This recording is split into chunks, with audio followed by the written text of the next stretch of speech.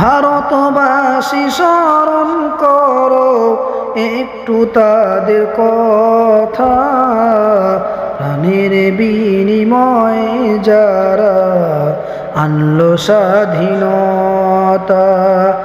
আমরা যখন বসেছিলাম আনন্দে নিজ ঘরে, তারা তখন করলো লড়াই, আসলো না আর ফিরে।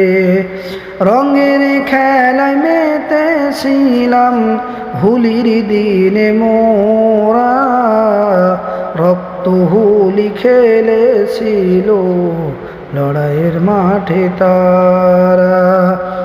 হিন্দু মুসলিম দলিত শিখ ইসাই ভারতবাসী যারা, লড়ল সবাই কাঁধ মিলিয়ে লড়াইয়ের মাঠে তারা।